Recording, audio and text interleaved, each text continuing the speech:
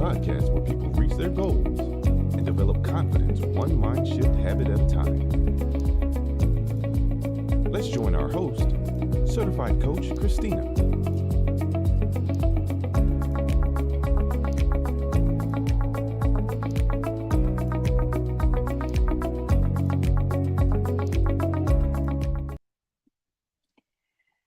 If I were to ask you to name your top 3 books, what would they be? I know that it's difficult for me to answer that question because if you've been following me for even just a little bit, you know how much I love reading.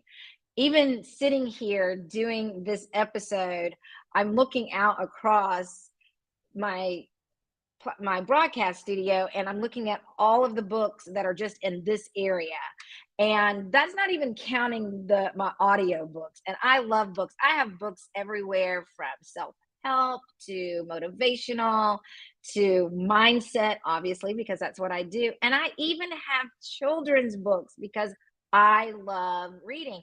And you might say, well, Coach Christina, what is it so much that you enjoy about reading? When you read, you travel everywhere. You go to places that you might not ever physically go in your mind through the journey of the person who wrote the book. And so getting back to that question, my top 3 books that I might have read over and over again. Well, one of them is a business book and it's called The E-Myth Revisited. And I simply just absolutely love that book because as an entrepreneur, it helped me to have the correct mindset when setting up my business. Another one that I thoroughly enjoyed was Michelle Obama's Becoming, because I love the way that she said that she makes it a point not to ask kids, what are you going to be when you grow up? She says, because as we continue to grow in life, we are becoming, we are ever evolving. And I just absolutely love that. And my third one, so this was just what I would call a just relaxing book. It wasn't anything that was self-help or related to business or anything like that. And it was called Sawtell. And I can't even think of the name of the author at this point because I've read it so long ago. And it's a pretty thick book, but it was about dogs. And I love dogs. And it was kind of a sad book, but it was a page turner. And I thoroughly enjoyed it. So you might be asking, well, what is all this talk about books? Why are we talking about books today? Well, it's because my guest is an author. And he is also the author of a children's book. And I'm super excited for him to be on here to tell us more about his latest book that's about to be released. My guest, Mike Gaines, is originally from Texas, and he spent the last 20 plus years in Southern Arizona. Woo, that's hot.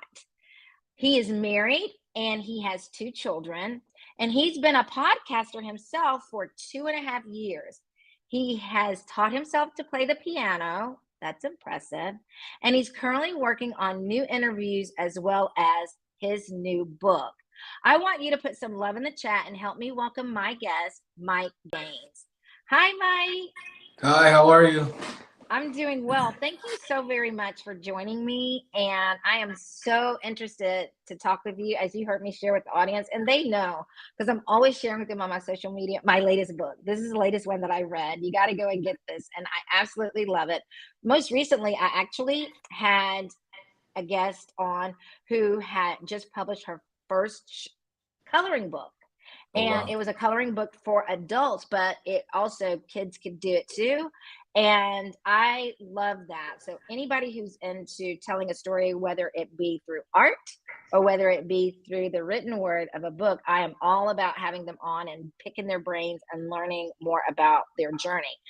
Now, I mentioned in your background, I mentioned that you are, like me, you're a fellow podcaster. And congratulations on 2.5 years. Next month, I will actually, yes, I'm coming up on my 1 year anniversary from starting podcasting. Wow. And I'll tell you, that year went by super fast. and the growth that I had. But I want you to share a little bit more about yourself that I didn't mention in your bio. Yeah, so a fairly new author, like you said, in podcasting. Real simple. I spent a lot of time at home, brainstorming new ideas, trying to figure out, what's the next move as far as, podcasting or writing a book. Sports fanatic, I like a lot of the bad teams, I guess. So you never have to worry about people accusing you of being a bandwagoner because my teams aren't popular. So that's always good. I have never, ever, ever heard anyone describe it like that. Yeah. And I always tell people, because my audience also knows that I absolutely love football. And just to your point, it's always been said, well, who's your favorite team? And I said, I'm that person that wears the shirt. I love football. I'm a football fan, and Yeah. I really don't have an allegiance in the professional. I used to, but I no longer have an allegiance to a professional team. Now, for college, obviously it's the school that I went to, the University of Georgia, and rightfully so, they are still the national champions until they're not. And Yeah. but I love the fact that you said that you follow the teams that aren't as popular, because then no one can accuse you of being that fair weather fan. So Yeah. what sport is it that you enjoy? Is it any one particular sport, or you like all of them? Basketball would be number one. And Who's your there's a favorite team? lot of heartache, but a Phoenix Suns fan. Okay, well, that would make sense. You're in Arizona. Yeah. I'm a Lakers fan. I've been a Lakers fan since, oh goodness, James Worthy, Kareem. So like really, really far back. And of A course, real fan. the late Kobe Bryant was my absolutely number one fan, with the Mamba mentality. And obviously me being a mindset coach kind of plays into that. Yeah. What got you into podcasting? In the middle of the pandemic, I was at home with the family, and we had already went to our local sporting goods store. We bought like baseball gloves and bats, basketballs. We bought a basketball hoop. I mean, we were just buying stuff in that store to keep from being bored. And then after a little while, it was like, all right, what's next? So when we actually got quarantined is when I was watching a lot of talk shows and different interviews and things like that. And I'd always kind of been a fan of something like that. So I said, if I ever could do something similar, I would try it, but then I would put my own spin on it, not knowing that I'd actually like it. And, here we are. I love that. It's anyone that's new to the podcasting, we all have a very similar story, that we want to be able to connect with others and hear their story, and just basically, share that with others. And that was my idea with podcasting, doing this podcast, is I just wanted to have a conversation with people. I just want Right. to talk about, what it is, their journey, and how their mindset played into the decisions that they ultimately made, which is a really good segue into our next segment. You mentioned, and I mentioned as well, that you are writing a children's book. Tell us all about this. So I have one out now, but I'm working on my latest one. But David's Next Move was the first one that I was able to complete. It's a real simple story. I tell parents that if you have kids, I guess between the ages of 5 to maybe 9, it's a good starter book to where it's not hard for them to get over the words. And there's plenty of illustration. The book is based on a little bit of my life. So any book that I write will always have, a truthful experience. And in the book, the boy finds out that he's moving and he's not happy with it, smack dab in the middle of the school year. And that's something that I had to deal with moving from Texas to Arizona. I was not happy. And, most people can guess that, kids don't want to go and things like that. So the book's just about trying to adjust and having to uproot and leave. I love that, because to your point, change is hard for all of us. Let's just be honest Right. about that. We're creatures of habit. We tend to push back when anyone suggests change, even if the change is necessary. Initially, there is going to be that resistance.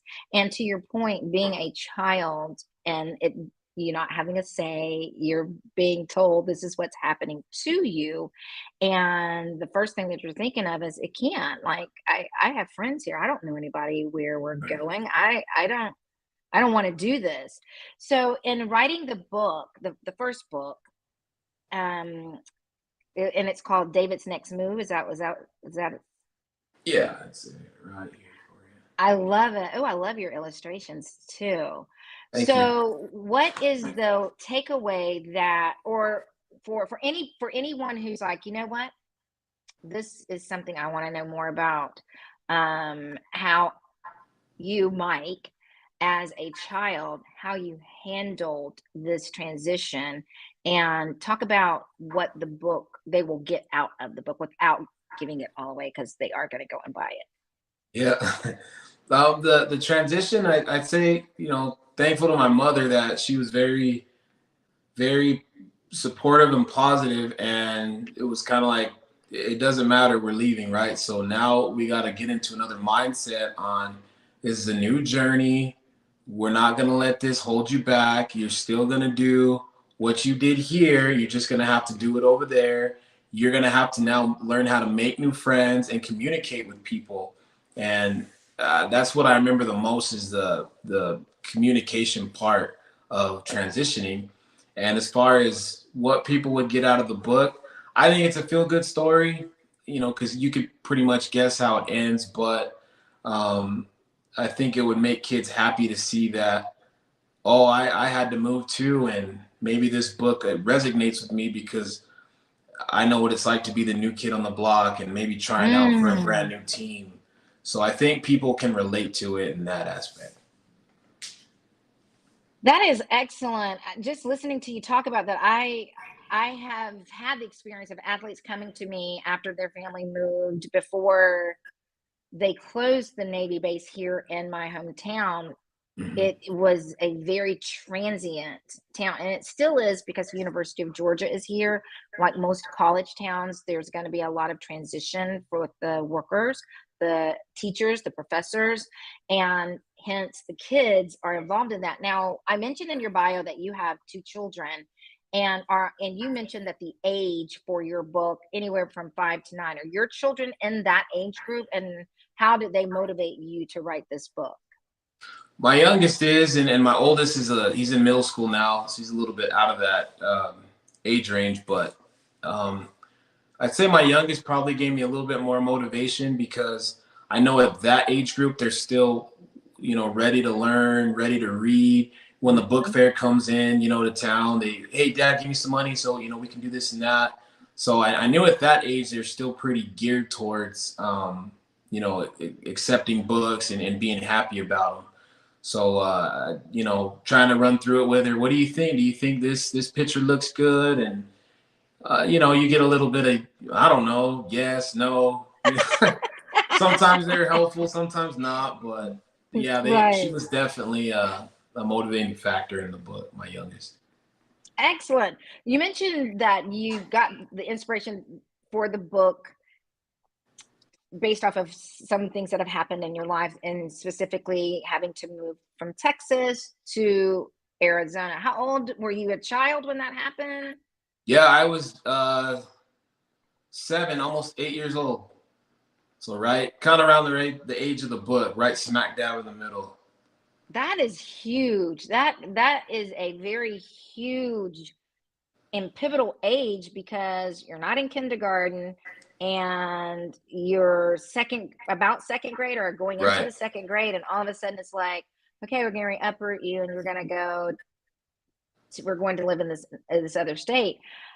Talk about it from a male perspective, because I know what I hear the girls say and how they feel about it, but I've never heard it from the male perspective, how that affects you. You know what? It was a very different and slightly difficult transition, because my mother at the time was working a really good government job, which is what sent us over here. And they didn't have housing right away. My mom didn't find something that she liked. So that meant we stayed in the Best Western with Oh. 2 dogs. And at first you're thinking, oh, this is cool. You know, you're getting takeout. You're walking the dogs a little bit. And then after a week, you're getting tired of the food. You wish that you didn't see all these same people in the hotel. You miss having, you know, just that home feeling. And it was a couple months before we found, you know, a suitable place. Oh, wow. But that was a trying experience, especially with those 2 dogs. Right. And I chuckle because when you were sharing about, oh, it's so cool being able to eat takeout and just having this experience of, you know, walking my dog in a new spot. And then when you said, and then after, and I was going to think you said like after a few weeks or so, and then you said after a week, I was like, oh, that was short lived. Oh, yeah. It got old fast, didn't Real it? quick. Real And quick. so while you were there in the hotel, were there other young boys around your age who found themselves there, maybe transitioning, or maybe they were on a vacation? Was it during the school year? Like, when did this happen? So we moved, I believe it was right after Christmas break in January. So no, there wasn't a whole lot of kids in the hotel. It was just a lot of, you know, older folks. Yeah, I mean, they had a pool, but obviously we couldn't swim because it's winter. And like I said, the takeout was cool for a while, but thankfully my mom had met some people. And after a while, we started to get home cooked meals, which, man, that made the biggest difference. It does. I mean, I know some people who are just notorious. They're going to eat out no matter what. And I'm not that person. I do not like eating out. And so to your point, the newness of that wore off really, really quick. And then, so you transition after Christmas, where most people are coming in to show, you know, kids are returning after Christmas, show their friends their new clothes, the cool gadgets that they got. Right. And you're in a whole nother state. Yeah. And for 2 months, you were going to school from a hotel Yeah. to the school and back. How was that? And then on top of that, you know, my mom had put me in it was a private school. And so that was kind of not eye-opening because where we lived before was College Station down in Bryan. And no, I wasn't an Aggies fan. To this day, people still say I'm a traitor because I root for the Longhorns, but that's a story for another day. Yeah. But yeah, it was very difficult to try to fit in. I'd been to a school similar to that, but the atmosphere was different. I didn't know like what enchiladas were and street tacos, and I didn't know what they were saying. And then, you know, I had a thicker accent back then. I used to say y'all after everything, and they would correct me, the teachers. Y'all's not a word. Oh, and y'all is a word. It's you all. Yeah. So it was tough for a while, but you know, after a little while I settled in and I met some friends and I started hanging out with people at their house and staying the night. So it was a little better. Again, sleeping in a regular bed and a home cooked meal. But yeah, it was a tough transition, but you know, mindset wise, looking back, it really wasn't as bad as I guess it could have been. Absolutely. And that's always going to be the case.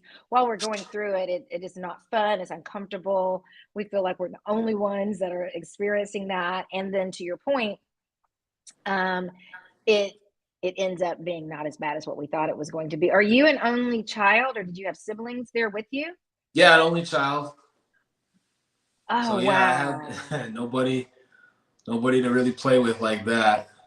Oh, wow. So I want the audience to understand this story, this children's book, his very first one that he wrote, called David's Next Move. It is prime for you if you are in the process of transitioning, if you have already transitioned, and you have young kids who are they are not happy. They are sad. They are upset. This is a book that you definitely need to have as a part of your children's library so that they can sit down and you all can have your little mini family book club discussion about David's Next Move. And that brings me to the question of, because I shared with you at the beginning before we came on, that I am also thinking of or planning to write a book, and I get so just overwhelmed with the idea Yeah. of the process. Tell me about the process behind the book. The process behind the book was very interesting because at first I didn't want to write a book. My mom made me read and read every summer, and on top of reading, it was, hey, you're gonna do a book report after, and I'm gonna grade it. And if it doesn't look like you put enough effort into it, Mhm. well, then I'm gonna deal with you. You're gonna get stuff taken away. So the idea popped into my head. I was thinking I can write one. I just don't know where to start. So I started Yes. writing some things down on a paper. There's a friend of mine. He called it a vision board. He said, write your stuff down on there, and take things off as you go. And I'd done a lot of research, and finally I had my story somewhat figured out. But I wanted to go a little backwards. I said, I think I want to do illustration first. I can't draw. If they said, hey, you got to draw this person to, keep everybody afloat, well, I hope you guys have floaties, because it's not happening.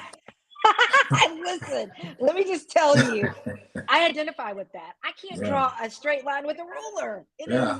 So I agree. So you wanted to start with illustration. You are not an artiste in the sense of someone will purchase this based off of these photos.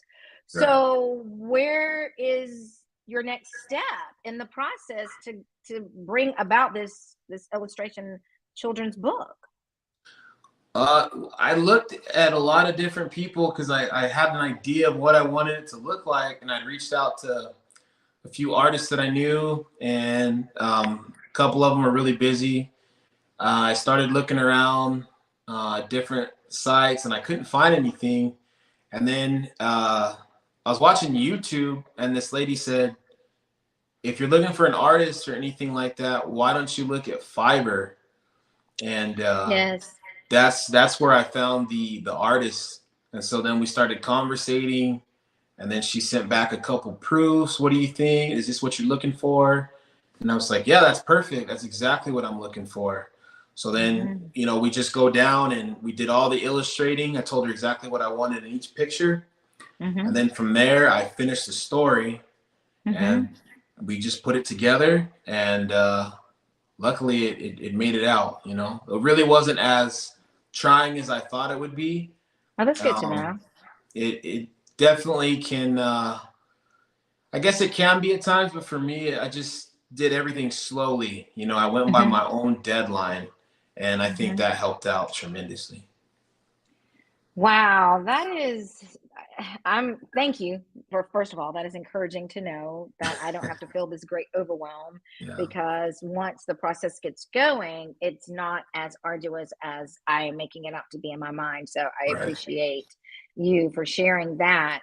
And how did you settle upon that it was going to be about, based off of the experience you had as a child moving?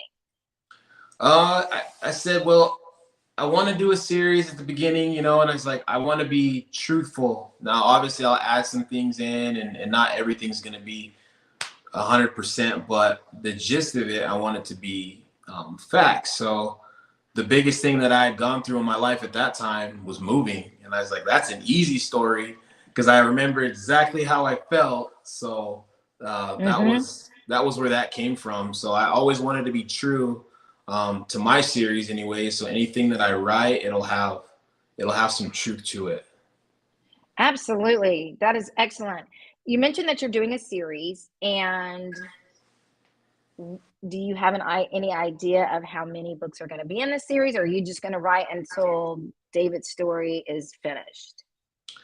Right now I'm looking at 5 for David, and then I have other characters in the book. So then I'll just probably piggyback off of that and then go to another character is what I'm thinking.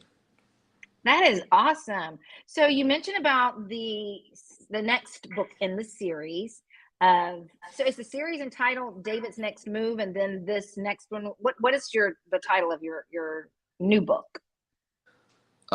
Still trying to figure out exactly what I want to call it, but I guess to let you guys in on the that's not breaking news, but it'll have David probably with a confused look on his face behind a piano is what I'm going for. I just got to find out the title. Oh man, that is awesome. I love that. And how you're connecting it with your own experiences. Do you think at any point that because you said there's different characters in the book, are those characters based off of your children, or do you think you might introduce some characters where you can kind of share the experiences of your children, or will David grow up in this series? I think so. There's a lot of different avenues, but even the characters in the book, they're all people. So the names are different, but they're all people that either helped me or that I met along the way that, were an inspiration of some sort. Mm-hmm. Right. And we all know that children have their own unique personalities. Right. Would you say that there are any of the current characters in the book whose personality resemble your own children? Yeah, I'd say, man, David's got to be probably just like my daughter. A little stubborn, very very caring and loving. But yeah, that definitely is my mini me, and I see why my mom made such a big stink about reading and pushing yourself, because that's leading into the next book. Right after we get settled into the house, now it's, hey, you're gonna go take piano lessons. Oh goodness. I don't want to take piano lessons.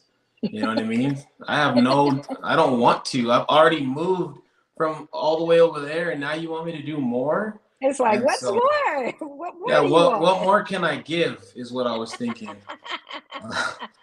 But I understand it now, because had I taken it serious back then, maybe I would be light years ahead, in piano, instead of shelving it for all those years and then picking it back up and teaching myself. But I'm hoping my kids don't make that same mistake that I did, but we're human. Well, you mentioned a good point, because that experience that was given to you and presented to you at that age, it did deposit a seed from which many years later you were able to pull it up. And let's just not just glaze over the fact that you are a self-taught piano player. I took piano lessons, just as you. I was told you're going to do this. I was like, I don't want to do this. I want to do gymnastics. No, you're going to do this. So what was it about the piano that called you back to it? And talk about the whole mindset that you needed to teach yourself. It's funny. It's kind of we laugh amongst the family. So I had a little tiny keyboard that I had from when my mom had bought me one. And, when I had the teacher and I'm sitting there in front of her, I would fail everything on purpose. I would pretend not to know what she was talking about. Oh, I was terrible. And she had told my mom, I don't think he likes it, so I think you're wasting your time. And okay, so it went under my bed. And even as I went to high school, I never touched it. I got married, I kept it. And at one point, one of my family members was looking at buying a keyboard, and they knew I had one. And I said, you know what? I might give it to you. I just got to try it one more time. Let me just try and see. And if I don't like it, I'll give it to you. Well, then the next thing I started to do was, I'm going to go take a class at the college. Well, I'm kind of a cheapskate. I was like, you want how much money to teach me how to play piano? I was like, no, man. So I went on YouTube. I started watching people play. I started writing notes down, and then just started putting things together. And that's really how I learned. I just learned off YouTube. Golly, I admire those of you who have taught themselves any skill to that level from a video. The power of that, the discipline that that was required for that. Were there any moments during that process where you were like, I don't even know why I'm doing this? Like, this is crazy. Why am I putting myself through this? Yeah, it was 2011 is when I started trying to play again. And at first I was thinking, I don't know if I really want to do this, but I stuck with it. I figured out a couple songs that I wanted to learn. And now when I go and stay at a hotel, if I see a piano, I'll go sit down and play it, you know. Oh, that is so awesome. I hope those of you that are watching this, that you're getting this takeaway. If you brought children in because you heard that my guest has written a children's book and you want them to listen to this, I want everyone to be able to take away from this that whatever you put to your mind to do, you can do it. Yes. It's not necessarily going to be easy, but you can do it. And to Mike's point, now he has this skill that he has taught himself, that no matter where he goes or where he stays, if there's a piano, he doesn't have to just walk by it and I wonder what that sounds like, or I wish I could play it. He can actually sit there and play it. And the beautiful part is he taught himself. He taught himself off of that little seed that had germinated when from his mom saying you're going to. And even though he put it in the closet, when he was allowed to stop playing, he put it in the closet. There was something about that seed that just kept underneath the soil, poking at him, saying, hey, I'm ready to come out. I'm ready to grow. I need you to do this. So thank you for just sharing that demonstration of having a strong mindset to pursue that which you are passionate about. Now, you've shared with us that you're still working on the title for the second book. You have the basic idea, but you're still working on the title, and it's going to be something centered around David and the piano playing. When can we expect the release? I'm hoping the holiday season, right around, I'm thinking Christmas now. Originally, I was trying to get it out by Thanksgiving, but I've had a lot happen, so now I've got to make more time. But I'm thinking Christmas will be a good release date. Oh, I love that idea. Christmas gifts and kids not being in school where they can sit, and again, it can be a whole family discussion. And maybe there's some moms out there like your mom that'll make their kids do a book report off of your book. So will the audience be able to do any pre-orders of the new book? That's something that I'm trying to work with right now. Do more research on. Also, maybe as brainstorming, maybe doing like a package deal. If you don't have the first one, putting an incentive in there to bundle them both and get both of them at the same time. There's a few different options that are on the table right now. Love it. I am excited about it. And I definitely am going to be purchasing my first book because I want to have it as part of my children's book collection. Thank you again for writing that. I do what's called a call to action. And this is where my viewing audience can get in touch with you, can become a part of your email list so that when the release date is official, they will be the first ones to be able to take advantage of that. And so those of you that are watching, you know how I do this. You don't have to worry about writing any of this down because it's going to live in the show notes. Mike is on Instagram, Facebook, and TikToks. His Instagram account is at the New Positive Gains, and his Facebook and TikTok are at the Positive Gains, and that's with an S. And here is his website where you can go and order the first book. You can go there and, again, get these as Christmas gifts for those who are in your family or friends. Sometimes we think of toys and we think of things, and there's not anything wrong with toys and clothes. However, I'm a big proponent of education and anything educational that's going to live and be with your child. That, again, we're talking about planting seeds, such as Mike's mother did for him with the idea of playing the piano, and it grew into something great. So you're going to be able to go to his website and find this information. I don't want us to get away without me asking you, from one podcaster to the other, what is the Positive Gains podcast about, and how is it doing? Positive Gains podcast is centered around positivity and bringing on multitude of different people, athletes, artists, small business owners, life coaches, just anybody that has a good word that can share and be a light to other people. Those are the people that I bring on, and it's doing very well. It's hard to keep up with at times with, scheduling and things like that. If I sat back 2 years ago, I didn't think that it would be where it's at today. So it was a very good thing to build a platform and then make different avenues off of it. So it's doing pretty good. Congratulations. That is phenomenal. And I will agree with you, as a podcaster, sometimes it gets a little bit overwhelming. There's some lulls sometimes, but for the most part, it does stay pretty busy. And so congratulations to that. And I've had the opportunity to check out a few of your episodes. You've got some pretty high powered guests that you have come on there. How did that come about? Luck and just putting yourself out there. A lot of people ask, what's the secret? How do you do it? And I always tell them there is no secret. It's you putting a message together that makes sense because it's a first impression, and it's just shooting your shot and being creative. If you don't hear something, maybe you try that email or maybe you go a different avenue without being pushy.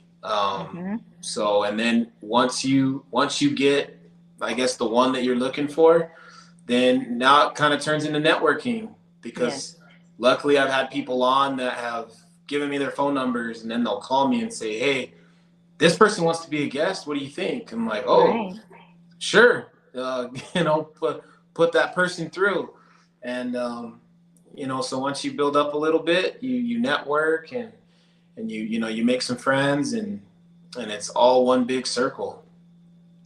Congratulations again on that, as well as your book. And before we get out, I want you to hold the book up again, because I don't have my copy to be able to hold up.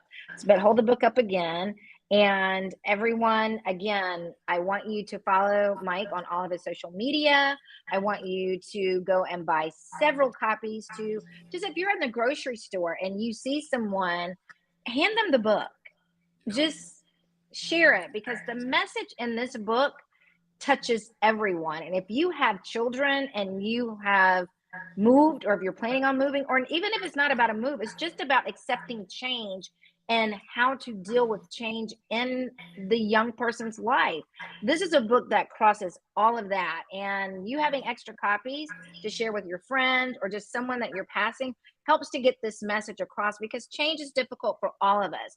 So Mike, I can't let you out of here, because I do something with all of my guests and you're not going to be exempt. So during the final thoughts, I would like for you to share with the listening audience, what is the one mindset shift that you would like to leave them with when it comes to change? As far as change, I would say that it can be however you want it to be. It can be very bad. It can start off bad, but depending on your mindset, you can make things happen if you have positive people around you. And if you don't have positive people around you, then maybe you pick up a book, or talk to a life coach, and change is inevitable. There's always going to be a change, but I think the ones that can rise above and have as little distraction as possible, change won't seem to bother them. And last thing on that is, that's the other thing with the book. Like I try to reach out to other people, and I know that not everybody, is English speaking. So like, that's another thing that I'm doing right now. I'm going through this crash collision course with my wife. My wife speaks fluent Spanish. So excellent. I'm almost there. That's my next thing, is to start doing stuff in Spanish and to offer the books in different languages. That way I can communicate with everybody. As far as change. So change is good. Keep positive people in your life, and good things might happen for you. Thank you so much for those encouraging words. And I agree with you 1,000% that positivity is the actual fuel to anything, change, ideas, just whatever it is that we have in life, and surrounding ourselves with that. There's enough negativity in this world. So making sure that we surround ourselves with with positive people and positive things is key. I can't thank you enough. This is the first time, but it's not going to be the last time that I have you on this show, because when you release the next one, I want you to come back so that we can talk about it and so that we can share it with everyone. And again, thank you so much for being my guest. No, thank you. I appreciate it. I really do. You are more than welcome. Give me just a moment to say goodbye to my audience, and I'll be right back with you. Okay. Thank you all again for joining me. And I know you're like, Coach Christina, you're always talking about books. Well, now you see why. The messages in the books cross all age groups. This is a wonderful book to have in your library and also in your vehicle, so that when you go into a store, you can actually bless someone else with this. I'm super excited. Can't wait for the next one to come out. And he did mention before he left that it is so important for us to surround ourselves with positive people and to have the right mindset to be able to accept change. Change is difficult, however, it can be done, and we do hard things. We do change all of the time. And one of the ways, if you are in a transitional period, whether you're an athlete or not, I am the person that can help you with that. And you all know where to find me. I on all of my social media, because you're already doing it. But just in case you might have some friends that you want to share this with, and I hope you do, you can find me on Instagram, Facebook, YouTube, LinkedIn. I've made it super easy for you at Christina Mindset Coach. And if you want to talk about, you know what? I need a little bit more positivity in my life, and I just need to talk with someone about it. Well, you can head on over to my website and schedule yourself for your free 15-minute clarity call, and I'll be happy to listen to the ideas that you have and where you want to go, and love to be your partner. And until the next episode, I want you to remember that your life is only as good as your mindset. Thank you for tuning in to Conversations with Coach. Please be sure to follow Coach Christina on all of her social media platforms. And remember, life is only as good as your mindset.